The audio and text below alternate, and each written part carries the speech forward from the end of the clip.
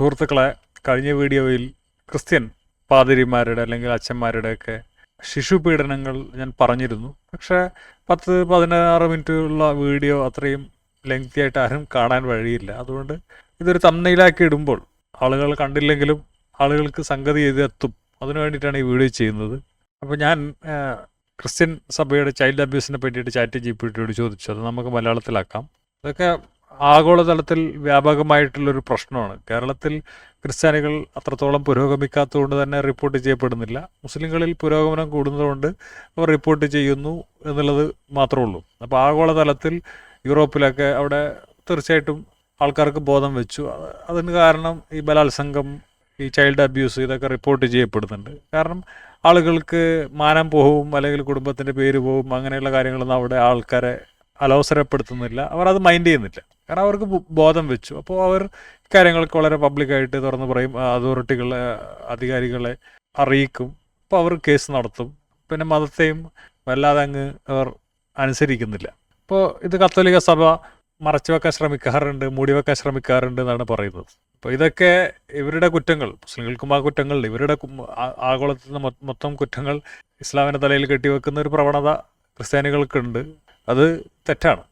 ഇത് മെയിനായിട്ടും കത്തോലിക്കരുടെ പ്രശ്നമായിട്ടാണ് പറയുന്നത്. കാരണം അവന്മാർ കല്യാണം കഴിക്കില്ലല്ലോ. കല്യാണം കഴിക്കില്ല, ലൈംഗികമായിട്ട് എന്തായാലും ആളുകൾക്ക് കാര്യങ്ങളൊക്കെ ചെയ്യേണ്ടി വരും.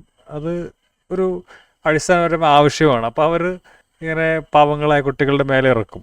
ഓക്കെ, യുണൈറ്റഡ് സ്റ്റേറ്റ്സിൽ 7 പതിറ്റാണ്ടുകളായിട്ട് 1000 കുട്ടികളെ പീഡിപ്പിക്കപ്പെട്ടു. അത് റിപ്പോർട്ട് ചെയ്യപ്പെട്ടു എന്നാണ് പറയുന്നത്. അയർലൻഡിലും ഓർഫനേജിലും സ്കൂളുകളിലൊക്കെ ഇങ്ങനെ കുട്ടികൾ പീഡിപ്പിക്കപ്പെടുന്നുണ്ട് എന്ന് റിപ്പോർട്ട് ചെയ്യപ്പെട്ടിട്ടുണ്ട്. ആയിരക്കണക്കിന് കുട്ടികളാണ് ഇങ്ങനെ ദുരുപയോഗം ചെയ്യപ്പെട്ടത്. ഓസ്ട്രേലിയ, ദി റോയൽ കമ്മീഷൻ, നേരത്തെ ഞാൻ പറഞ്ഞിട്ടുണ്ട്, റോയൽ കമ്മീഷൻ അവിടെ രാജവാഴ്ചയാണ്, അതുകൊണ്ടാണ് റോയൽ എന്നൊക്കെ പറയുന്നത്. 7% കത്തോലിക്കൻ പുരോഹിതന്മാരും ക്രിമിനൽസുകളാണ്, ശിശുപീഡകരാണ് എന്നാണ് പറയുന്നത് ഓസ്ട്രേലിയയിൽ. ജർമ്മനിയിൽ മിനിമം 3677 കേസുകൾ ഇങ്ങനെ പുരോഹിതന്മാർ പീഡിപ്പിക്കപ്പെട്ട തരത്തിൽ വന്നിട്ടുണ്ട് എന്നാണ് പറയുന്നത്. ചിലിയിലും ഇങ്ങനെ ഒരുപാട് പേർ പീഡിപ്പിക്കപ്പെട്ടെന്നാണ് പറയുന്നത്. ഫ്രാൻസിൽ 2,16,000 പേർ പീഡിപ്പിക്കപ്പെട്ടു എന്നാണ് അവിടുത്തെ കണക്ക്. 3,30,000-ഓളം ആളുകളാണ് ഫ്രാൻസിൽ പീഡിപ്പിക്കപ്പെട്ടത്. ആര് പീഡിപ്പിച്ചു? പാതിരിമാർ, ചർച്ചുകാർ. അപ്പോൾ ഇതാണ് കത്തോലിക്കൻ ശിശുപീഡകരുടെ കണക്കുകൾ. അപ്പോൾ ഇവന്മാരാണ് മറ്റുള്ളവരെ കളിയാക്കുന്നത്. ഈ പറയുന്ന കത്തോലിക്കരും ഇങ്ങനെ പിതാവിനാൽ എന്ന് പറഞ്ഞാൽ ഈ ചർച്ചിലെ പിതാവിനാൽ പീഡിപ്പിക്കപ്പെട്ടിട്ടുണ്ടാകും. ആ ഫ്രസ്ട്രേഷനൊക്കെ നാട്ടുകാരുടെ മേലെ ഇവർ തീർക്കുകയാണ്. ഇവന്മാരൊക്കെ എത്രയും പെട്ടെന്ന് കല്യാണം കഴിച്ചു വിടുക, അല്ലെങ്കിൽ ലിവിങ് ടുഗദറോ ഒക്കെ ചെയ്യട്ടെ. എന്തുകൊണ്ട് കന്യാസ്ത്രീകളെ അച്ഛന്മാർക്ക് കെട്ടിച്ചു കൊടുത്തുകൂടാ? എന്തിനാണ് അഭയെ പോലെയുള്ള ആളുകളെ കണ്ടിലെറിഞ്ഞ് കൊല്ലേണ്ട കാര്യം? മതം വളർത്ത എന്നുള്ള പരിപാടി ഇങ്ങനെ നിർത്തി ജീവിതം ആസ്വദിക്ക്.